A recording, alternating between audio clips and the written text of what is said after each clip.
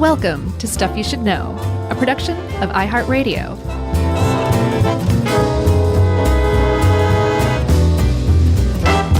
Hey, and welcome to the podcast. I'm Josh, and there's Chuck, and Jerry's here too, and this is Stuff You Should Know, a history mystery type episode, but that's not copyright infringement. Where did you hear about this? Because this was your selection that Dave helped us out with, and I'd never heard of this, and it's great. Actually, Chuck, it was a listener request. From not too long ago, from the beginning of January, a listener, long-time listener, she says, named Laura Pietromica. Nice. One of those two. She wrote in and suggested it. And I'd heard of it before, but I didn't know virtually anything about it. Yeah, so we won't ruin any of the deets, but we will just broadly say that the Amber Room was called the Eighth Wonder of the World at one point. Mm-hmm. And it was a masterpiece of Baroque art made from amber, right? And panels on a wall. So it was a room made of these beautifully crafted amber walls, amber and wood. And there's a mystery in that it kind of disappeared, and that no one knows where it ended up for sure. Yeah, it's actually considered one of the great mysteries of World War II. We also want to thank Dave relied on the work of Adrian Levy and Catherine Scott Clark, investigative journalist for The Guardian, who also wrote a book called The Amber Room, You Know It's Coming, The Fate of the World's Greatest Lost Treasure. So big thanks to Dave and for their work. But we should talk a little bit about amber. Right. Because it's pretty amazing. We could probably do a short stuff to pair it with this, but we won't. Right. And if your name's Amber, you're going to love this episode because we talk about how great Amber is the whole time. So just pretend we're talking about you. That's right. If anyone has seen Jurassic Park, you know that dino DNA was found stuck in amber. And through that little short film that Steven Spielberg saw fit to make to help explain it, which I think at the time was probably necessary. Sure. Most of us know a little bit, and that is that amber is fossilized pine resin from the pine tree. Yeah. And there's the world's biggest deposit of amber is in the Baltic area, Northern Europe, Southern Scandinavia, which is still Europe, but you know what I mean. And by the way, Germany is on the Baltic Sea. It's not landlocked. So, but it all comes from pine resin. When a bug would like chew into a pine tree, the pine would secrete this kind of resiny stuff to not only like get rid of the bug, it would also kind of create a seal over that part of the tree that had just been exposed after the bark was chewed off. Yeah, and it's like a Band-Aid, sort of. Exactly. It's a tree-made Band-Aid. And that resin would sometimes harden enough that it would fall off of the tree, or maybe the tree would fall over, and the resin would survive enough to make it into like a stream, a river, or something like that. And if it made it all the way to the ocean and was covered with sediment in time before it degraded, the process of it becoming amber, which is fossilized tree resin, would begin. That's right. And then eventually, also saw it could be in like wet clay and stuff like that and still kind of have the same effect. Sure. But it seems like the bulk of amber comes from deep in the ocean, and it would get dislodged by weather and the movement of water and float. Amber actually floats. Oh, yeah. So it's sort of stuck down there, but then it becomes dislodged. It floats to the top. A big storm will come through, and it just would literally wash onto the shore wherever it was in abundance. And the Baltic Sea is certainly one of those places. And it was extremely valuable. I think it was, how many times more valuable than gold at the time? At the beginning of the 18th century, it was 12 times more valuable than gold in Europe. That's amazing. Yeah, which is one reason why this making an entire room paneled in amber was so incredibly opulent. And when you polish it, it's also very beautiful. It comes in all sorts of different shades, from like kind of a light honey color to, a watery slurry of brown sugar color. I guess molasses colored. Yeah, sure. And You make yourself a slurry of brown sugar once, Chuck, and take a sip and you'll be like, brown sugar, how come you taste so good? It is delicious. So the whole idea of paneling an entire room in amber could only come from the fever-racked, greedy mind of a king. Right. And this exactly what happened with the amber room. There was a king of Prussia, and his name was Frederick I, who came up with this idea. That's right. In 1701, he was crowned the King of Prussia and said, boy, I would really love to do something splashy here to make my mark, you know? Mm-hmm. And he said, how about a room lined with this Baltic amber? I don't think we mentioned that and this will come up later, one of the main centers for amber production was Königsberg. Mm-hmm. Another was Danzig, but Königsberg, they're both on the Baltic Sea. And so he's like, let's do this thing. We got all this amber, a room full of it, lined with it would be pretty amazing. Right. And so they said, let's do this in the Charlottenburg Palace in Berlin. Berlin was part of Prussia at the time. Mm-hmm. And let's pick out a couple of folks to get this going. And I'll go with Andreas Schluter. Yeah, that's right, with the umlaut. Did you roll the R and turn it into an L, though? Schluter. No, in Andreas. Andreas, did I? Yeah. I may have added some flair. Sure. Schluter was a Baroque sculptor. He was an architect. I looked up his works and did a lot of stuff. So it was very well regarded. Yeah. And then a carver named Gottfried Wolfram mm-hmm. was who did the work.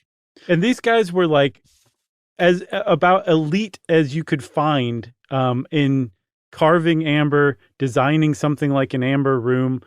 Gottfried Wolfram was recommended directly by the King of Denmark to Frederick I, the King of Prussia. So he came very highly accredited, right? Yeah. And Schluter, like you said, he had a bunch of stuff under his belt, but he was really good at designing not just entire buildings or whatever, but in like really intricate, detailed work as well. And so that's what he got to work doing, was creating this Baroque room. And Baroque is a really, as Dave puts it, Baroque equals busy. Yeah. There's a lot of ornamentation. There's a lot of designs. There's a lot of shiny stuff. The way I would put it is that Baroque is maximum maximalist to the max, essentially. Yeah. If you check out photos of, I was about to say the original amber room, but as we will learn, there's been a recreation, and it looks like it. So you could look up that one if you want to. Oh, dude, yeah. But it's amazing. It's there are mirrors and candles and these framed panels with little figurines carved into it and little angels and nymphs and horses, and it's just the most intricate grouping of like carvings and inlays, like tiny stuff that you need a magnifying glass to see. It's really, really incredible. Right. So Schluter was the one who designed the room and said, more nymphs, more angels, but Gottfried Wolfram was the one who actually made this happen, who made this vision happen. And he was like, okay, how are we going to make an entire room out of amber? And he came up with a paneling method, a mosaic method, where he would take a panel of wood. In this case, I believe the original were all oak. Mm-hmm. Of course. And these were huge, like many meters wide, many meters tall. And in imperial, that's many feet wide and many feet tall. Uh-huh. Oak panels. And then they would put I believe a bronze foil between the panel and the amber. Yeah. And then they would take pieces of amber, cut them, slice them in like 5 millimeter thick slices, and add them, just stick them together, almost like a jigsaw puzzle, but really a mosaic of different amber. And remember, amber comes in different shades and colors. So each panel had just this riot of different shades of amber, but they were also done by artists who knew what they were doing with amber and pairing different shades of amber. So the whole overall effect was incredibly pleasing. Yeah. And that bronze foil, it had a couple of uses. One is it helped protect that wood. It was a moisture barrier between the wood and the amber, and it's bronze foil. So if it's lined with that and then the stuff is put onto it, the most tiny, minuscule little gaps and little things are going to have bronze foil behind it. So It's just going to make everything pop. Right. They also used, they came up with a special kind of adhesive just to make this room, just to adhere the amber to the foil, right? Yeah. I think I saw ship caulk and beeswax. Oh. And a lot of other stuff they tried would not work because it would either like turn a certain color and like ruin the whole effect. So they came up with a special adhesive for it too, right? So you can imagine this like really took a very long time to do. Yes, it was very slow. And, you know, any project like this is going to be slow, much less one this intricate. And in this time that it was being done, both of these guys got fired. I think Schluter just sort of, it sounds like he just sort of fell out of favor with the royal family. And then I the know other why. guy. Oh, really? Yeah, he was an architect, but apparently he wasn't a great architect. And he designed a water tower for the Prussian royal family that collapsed. And so he lived in disgrace in the court for a few years. Tell that to Frank Lloyd Wright. I Move the guess. desk. That was his quote. Yeah. Wolfram was fired as well. You know why he was fired? I don't know why he was fired, but I do know that he was barred from his workshop for life. They came in and said, "You're not allowed to work here anymore," and they stiffed him. Oh, really? Mm-hmm. All right. I read that he was just grumpy and they hated his guts. Is that right? No, I'm just kidding. Oh, okay. So basically the two people that were leading this project, designer and builder, both got fired. And then King Frederick died about 12-ish years after it was commissioned. So along comes Frederick William I to succeed the first Frederick, and said, "This thing is stupid. It's ridiculous. I don't want it. I don't want it." Like, but it's beautiful and they've been working hard. He's like, "I don't want to see this thing. Pack it up, get it out of here, and take it to Berlin." And that's what they did until, well, I'll tell you what, let's take a break. And I just said until, and that's a great cliffhanger. Yeah, there's an ellipse. So we'll get to that right after this.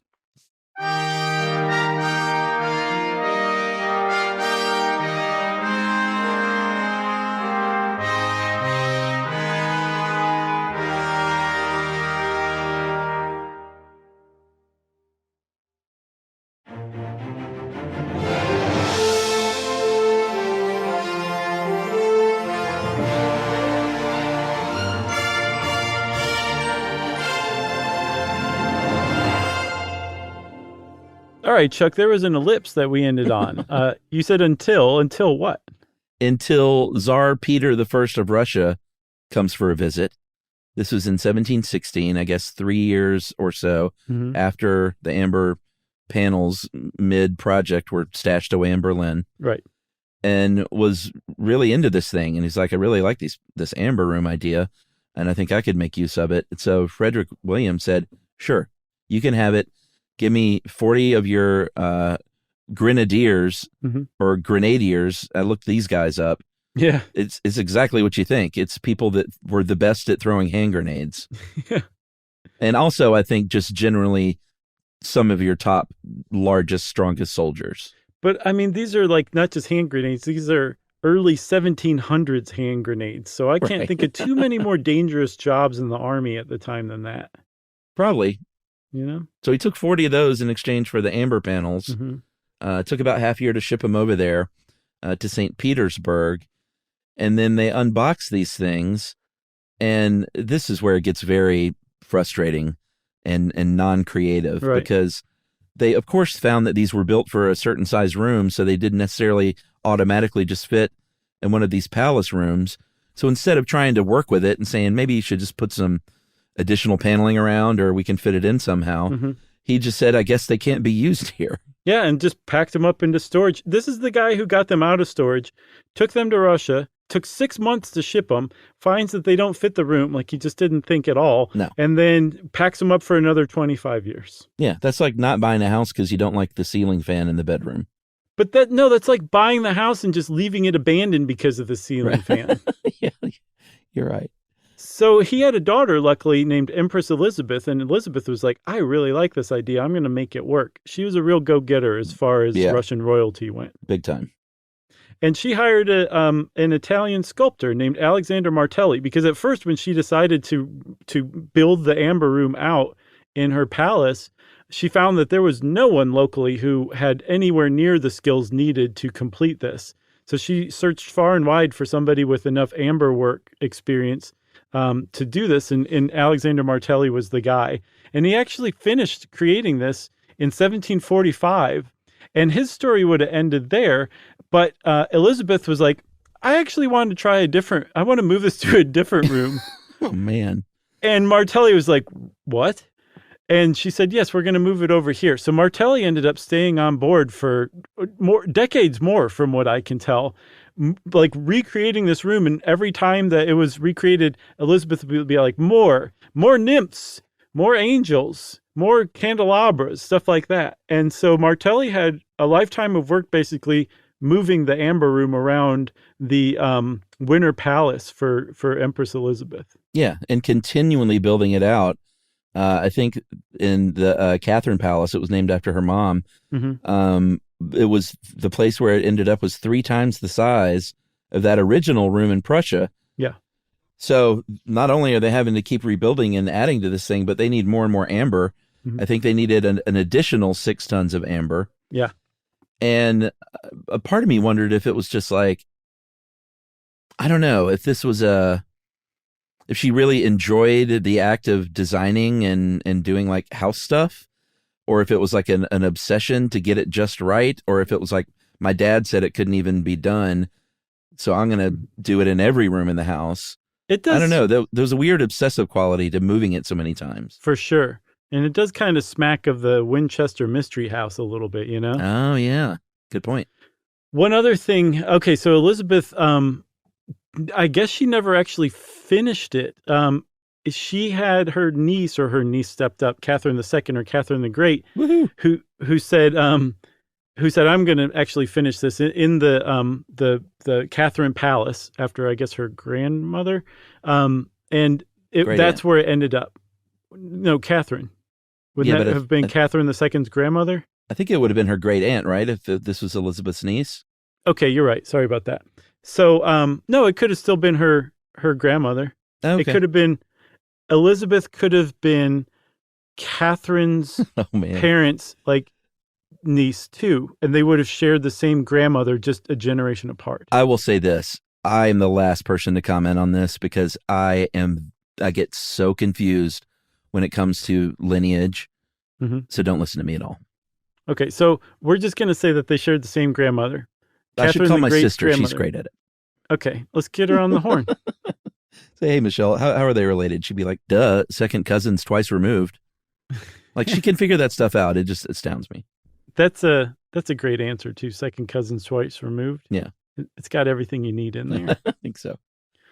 But Catherine the Great was the one that finished the whole thing, right? In 1780, after almost 80 years after the whole thing was conceived of. That's right. And finished it with her own flourish, which was, I want 4 stone mosaics depicting the senses. We'll have one for sight, one for taste, one for hearing, and one for touch and smell. It's kind of like, you know, those signs, handwritten signs where like the letters get kind of bunched up at the end because they started with not enough room. That's how touch and smell ended up on the same mosaic. Like every sign made by an elementary school student, basically.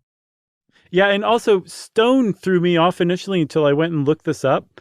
Stone meaning colored marble. Mm-hmm. Did you see those mosaics? Oh, yeah, it was amazing. They are amazing. It looks like a painting. Yeah.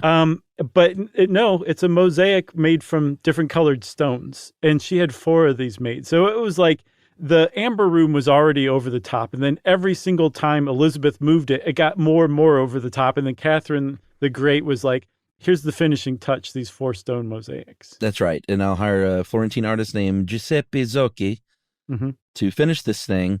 I think it was finally done in 1780, 80 years after it was originally commissioned in Prussia. And, I mean, it's amazing. You got to go look at pictures. They had 550 wall-mounted candles in the amber room. So you've got this warm candlelight glowing around this already warm, because, you know, amber's just that very warm, like you said, sort of honey-hued color.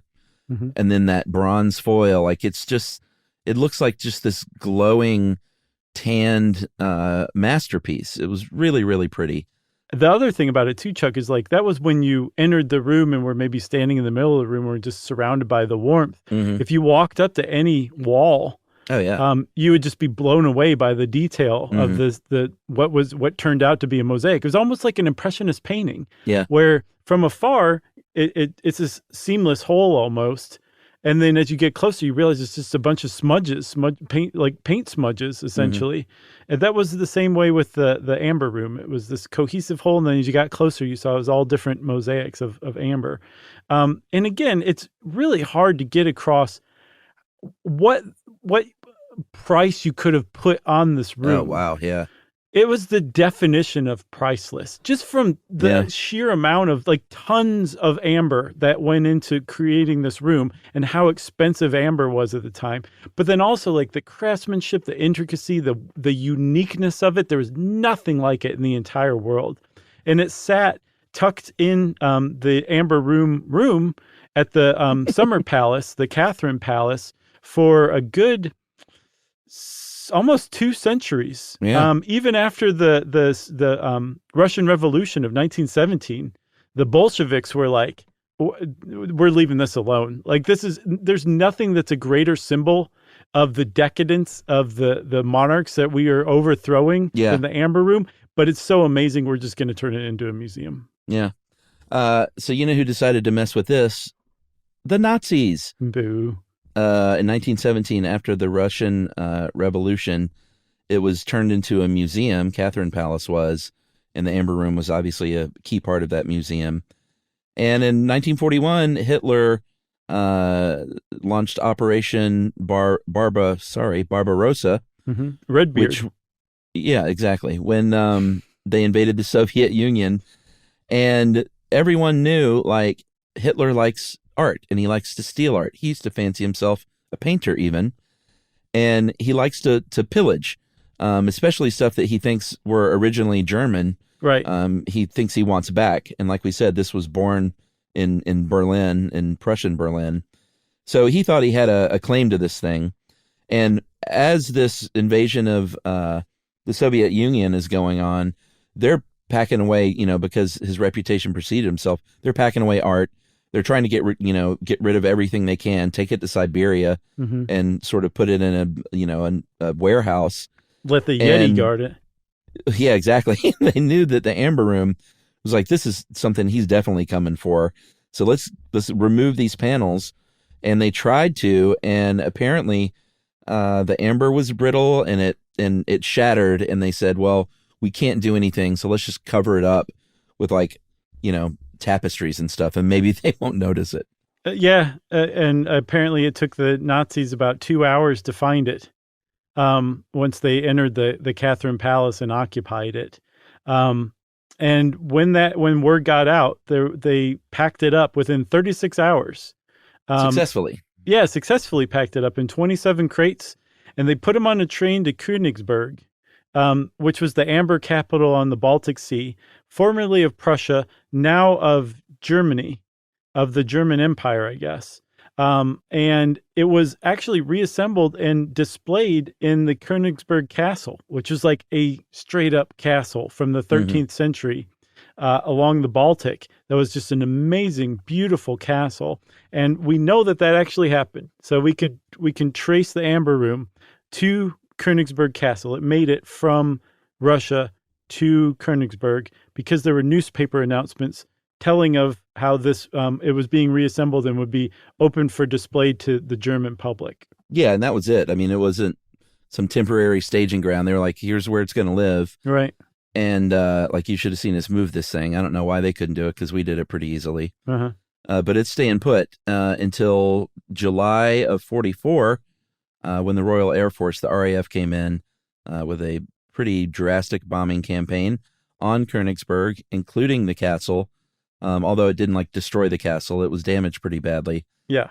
But it seems like we don't know. The big question is, did the Amber Room survive that bombing? And there's a bunch of different leads that kind of guide us down a particular road that says it probably did. One of which was a gentleman named Alfred Rode, who was an art historian in Germany and the director of the Königsberg Castle Museum for the Nazis. And he said, and this was after the war, but he said under interrogation by the Russians that we had a lot of art in there that was looted from Russia. The Amber Room was in there. I personally oversaw its installation. So he said it was definitely in there, but he said 4 weeks before that bombing, he said that they evacuated it to a safer place. Right. So the bombing happened. The Amber Room, according to Rode, who was the guy who literally was in charge of installing the Amber Room in Königsberg Castle, had it removed, and then afterward brought it back to Königsberg Castle.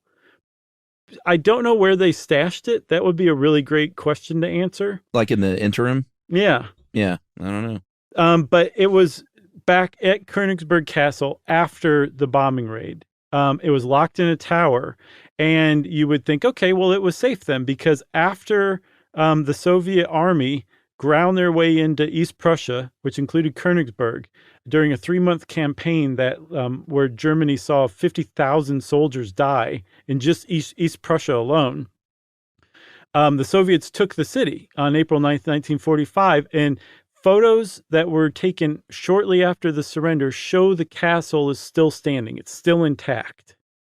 The problem is, a month later, on May 31st, 1945, when the KGB sent specialists to go look for looted Russian art, they were specifically looking for the Amber Room and found that the castle was ruined. It was scorched. It had been burned to the ground, probably by Russian troops. That's right. So this is kind of where they ended up as far as not knowing where this thing ended up. I mean, the official line, I guess, was that, well, no, it's, we found some charred remains of bits and pieces of this thing. I think they found fragments from 3 of the 4 stone mosaics by Zoki that Catherine the Great commissioned. Yeah.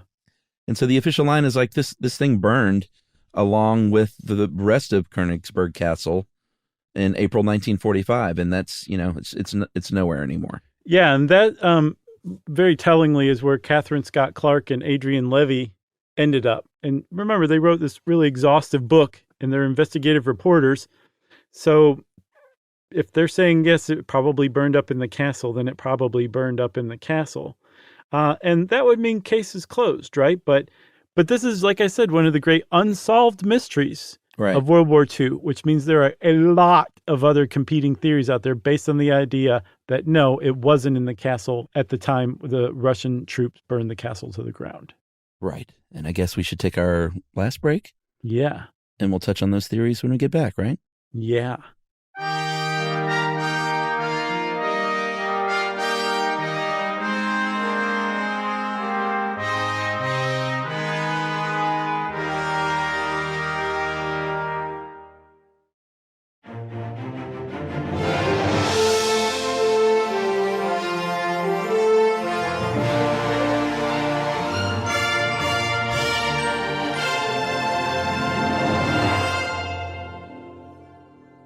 So there's a few things that people say, this doesn't smell right. The idea that the Amber Room was in the castle and was burned up. On the one hand, some people point out, and there are people who are like dedicated to this mystery, just like any mystery on the internet, but they have been since long before the internet. Some people point out that the KGB apparently didn't think it was destroyed in the castle because they kept searching for it for decades more. It's a pretty good argument. Sure. Another person points out that there would have been a really remarkable smell of literal tons of amber burning, incense like amber burning all at once when Königsberg Castle was lit on fire. It's not quite as strong as the KGB argument, but it makes sense too. But then on the other hand, you have friends of Rhodes who are saying, no, this guy, I was a friend of Rhodes, and he showed me a big charred lump of amber in the castle after it was destroyed. So you have people from both sides without any real evidence conjecturing that it was or it wasn't destroyed in the castle. The ones that are the more interesting, I think, are the ones that say, nope, it wasn't in there. Right. I mentioned that they found charred pieces of 3 of those 4 stone mosaics in the late 90s. there was a tip to the German authorities that there was an art dealer trying to sell that fourth, like fully intact fourth mosaic. Yeah. And that led to a dude named Rudy Wurst, who was the son of an SS officer that was assigned to transport the Amber Room by train to Königsberg from Russia. So, I mean, how did that pan out? I mean, that sounds pretty firsthand to me. It does. Or did he just have the one panel and that doesn't prove, because this was when it was on the way to Königsberg. No, it doesn't prove that the Amber Room as a whole wouldn't have made it to Königsberg. It could have. Everything else could just be propaganda or lies or something like that. But I think the ultimate thing is it's more like it was possible that this stuff could have survived, and this is a good example of how it could have survived, like some SS Nazi scumbag looting the loot, basically. Well, wouldn't that one still be out there, though? Yeah, I believe it is out there. As a matter of fact, Okay. we'll touch on where it is toward the end. Oh, is that fourth panel a part of the thing Shh. that I won't mention? Yeah. I don't think I saw that part. Okay. Okay. That clears up a lot for me. All right. Great. Well, let's talk about some of these theories. There's one called the Wilhelm Gustloff theory. This was a ocean liner from Germany. Yeah. And it was bombed and sunk in the Baltic Sea in January 1945. Not only that, Chuck, it was bombed and sunk with 11,000 people on board. Yeah, wounded Germans. Killed 9,500 people. Apparently, it's the largest maritime disaster in the history of the world. Yeah, I mean, would you call that a maritime disaster, an intentional act of war sinking? Somebody did. I didn't make it up. I wasn't saying it's not a disaster, but I like an accidental sinking sounds more like a disaster. This sounds like an act of war. I totally get your point for sure. You know what I mean? Mm-hmm. So some people said, was the Amber Room possibly in that? There have been diving expeditions. They have found nothing in addition to other sunken German ships that sailed around the same time in the same areas. Some of those have been scubaed up, and they've said there's nothing down here. Yeah, the Wilhelm Gustloff and these other ships were part of this 1,000 ship boat lift evacuation that was way bigger than Dunkirk. And that since they all shipped out from Königsberg, a lot of people are like, it had to have been on one of those ships. We just haven't found the right ship yet. Okay. Or it could have been on a ship that made it, because not all the ships in this 1,000 boat lift were sunk. So it could have made it somewhere out of Königsberg in that flotilla. Right. There's another one called the Jonas Valley theory, and we must have talked about the Jonas Valley in the attempt to kill Hitler episode. Did we do one on that? We did. We did. We it wasn't just the Nazi speed episode. I think we did one specifically on the plot to kill Hitler. Yeah, this was the big tunnel complex in the Jonas Valley in Germany, sort of in the closing days of World War II, which is basically like, all right, we're digging out these tunnels. This is going to make our last stand here. It didn't work out that way. Americans took it, handed it over to the Soviets, and they sealed them off. And some people say the Amber Room was in those tunnels. Yeah, along with allegedly Germany's atomic bomb that was never used and probably may not have existed. Right. The Jonas Valley and also the Volpri House in Main probably also both made appearances in our Nazi Gold episode, which was a good one. Yeah, because, these tunnels and mines were vast areas that they would use to hide things, notably all this pillaged art, among, other stuff, valuables and cash and all sorts of stuff. And I think they said that this could have been in one of those mines that was plundered by the British and Polish workers, and apparently locals got in on the act. And but they were saying if that was the case, then you would see some of this stuff. There would be people would be selling pieces of amber or pieces of this installation, and that just didn't happen. That's a really great point. There was a mysterious explosion that destroyed the Volprihausen mine in September of 1945. And everything inside was destroyed. I never saw an inventory of what might have been in there. Maybe everything had been removed and they were just keeping it sealing off. That's a great word. But the thing that kind of gives legs to this stuff is these mine shafts holding loot, and these huge tunnel complexes, they exist. Like, they're real. Like, it's entirely possible that the Amber Room could have made it to this. So it's not like these just completely off the wall theories. Like, if you don't trust Nazis who were interrogated by the Russians after the war, it's really easy to guess that the Amber Room was stashed away somewhere and is just sitting somewhere in some mountainside or in a basement of a museum or something like that. Yeah. It's just not the most crackpot adjacent mystery I've ever seen. I can tell you that. Yeah, it's like the end of Raiders. Yeah, exactly. When they wheel that Lost Ark, I don't think anyone, even when they saw that movie, said, "What? Come on, that would never happen." I think everyone saw that and said, "Oh, that figures," like, yeah, for sure. Stashing some great work in here with just a bunch of other stuff. And I mean, war is a really great mechanism for art and treasure to move from place to place. No kidding. And in fact, Germany had been looking for Heinrich Schliemann's trove of Trojan gold, when he discovered the lost city of Troy in the 19th century. Schliemann was as German as it gets. I mean, just listen to his name. Right.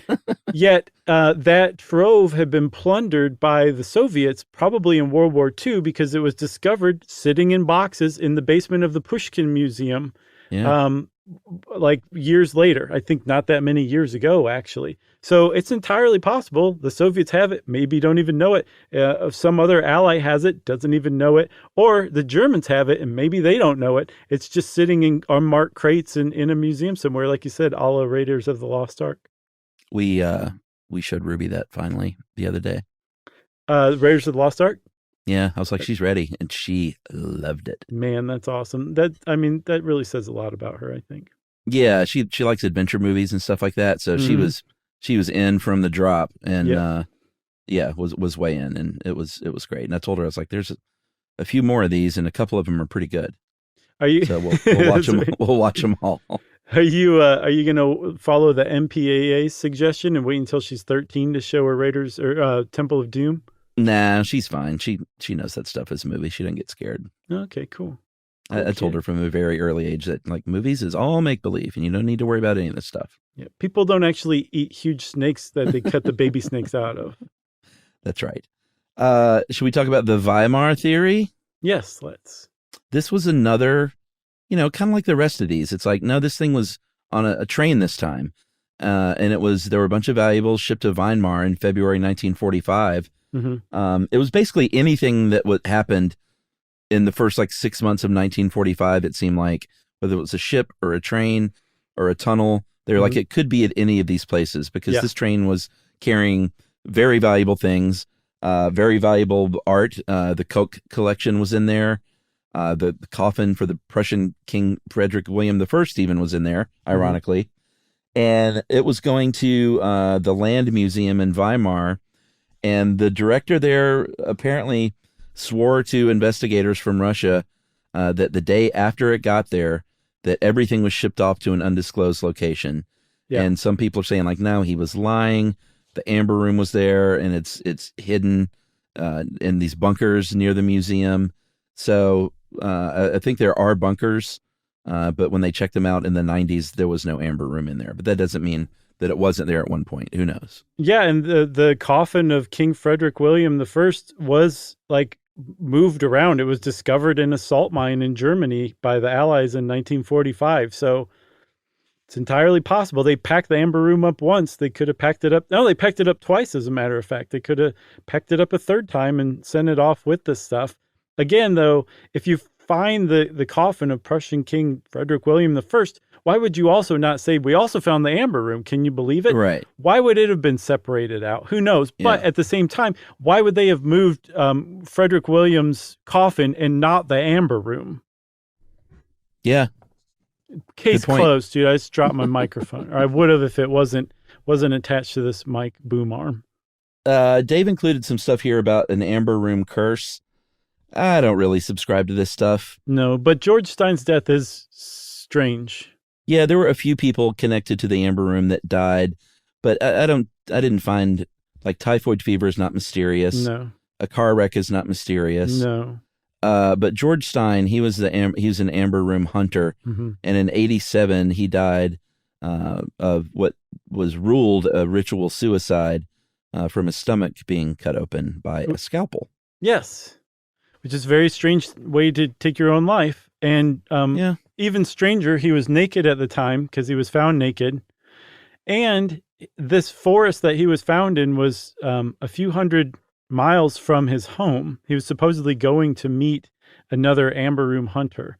And why would, if you were going to do this, why would you travel so far and do it in such a bizarre, painful manner? So it is, at the very least, a very strange little footnote to the whole thing. Yeah, if not a curse, like maybe he was snuffed out because he knew too much or something. Who knows? Maybe. I mean, we're not promoting conspiracies, of course. It's just conjecture.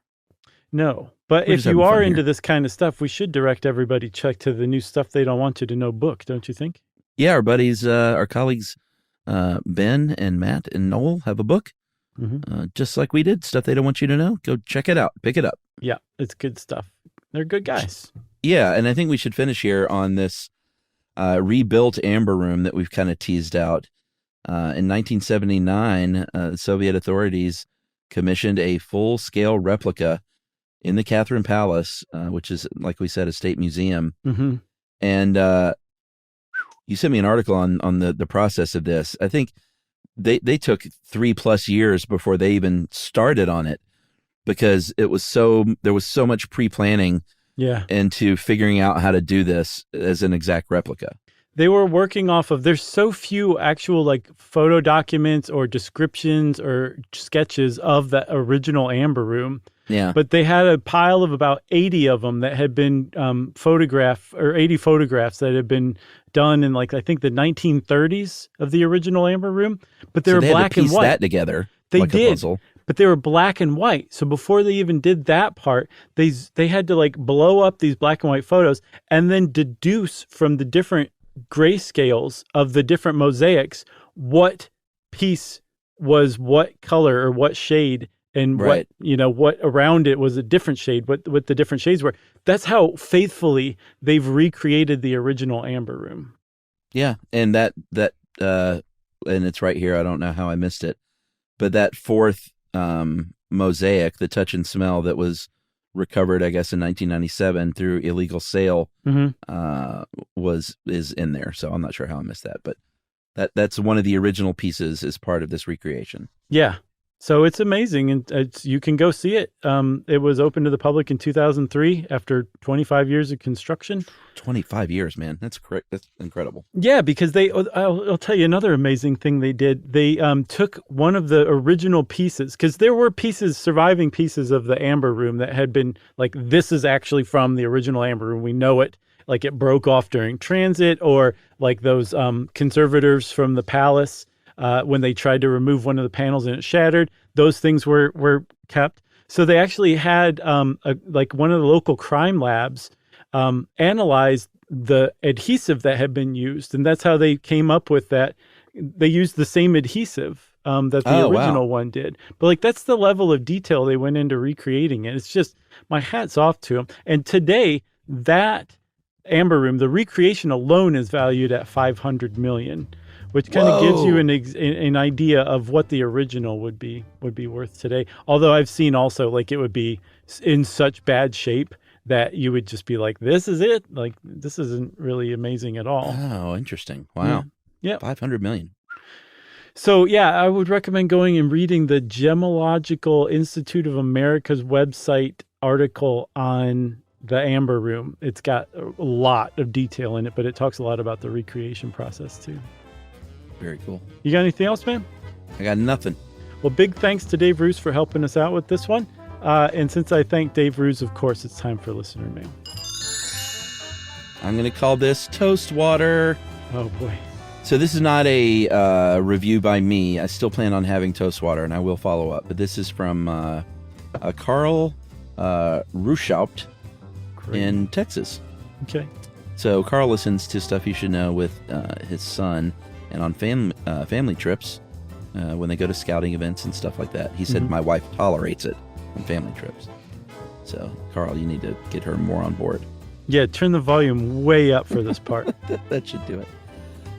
So they wanted to try the different things we were talking about in the toast episode. And said we quickly made a trip to the grocery store to pick up a loaf of Josh's recommended Nature's Own Perfect White, which was only available in thick slice form. That's a good start. Yeah. We fired up the old toaster, which does operate on a bimetallic alloy thermostatic control. Dropped in a couple of slices, toasted to perfection, slathered with some organic butter, and placed it between two other untoasted slices. So this was the toast sandwich that you talked about. What did he say? And he said it was like a mouthful of bread, exactly how you think it would taste. Reminded me of the ramen noodle sandwiches I made in college with less flavor. He added some barbecue sauce and some sliced sausage just to, gussy it up. I don't think that's a toast sandwich any longer. Well, no. He, after the tasting, yeah, he was like, I want to enjoy this. So I gotcha. And not wait. I don't want to waste these 3 slices of bread. Henry, his son, thought it was great and devoured it plain. So just like a kid would do. Such a Brit. Then we moved on to this is Texas. I know, but he's British in spirit. Okay. Henry. Then we moved on to toast water. While the meal was in progress, we had another toasted slice of bread steeping in a pan of just boiled water. It was still too hot after dinner, so we took the dog for a walk and allowed it to cool, 3 Bears style. Upon returning, we decanted the khaki-colored liquid into wine glasses, toasted each other's health, took a swig. My son immediately spat his out. Nice. I, on the other hand, thought it was great. Really? In fact, I think it would make a soothing tea for anyone suffering a stomach illness. Huh. So move over vitamin water, bring on the toast water. And this is from Carl. He said, love the asides, love the humor, love the knowledge.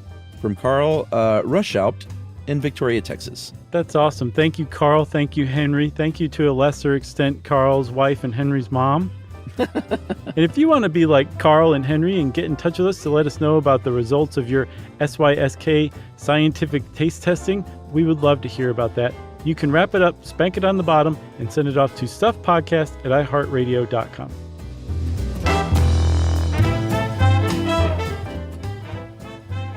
Stuff You Should Know is a production of iHeartRadio. For more podcasts from iHeartRadio, visit the iHeartRadio app, Apple Podcasts, or wherever you listen to your favorite shows.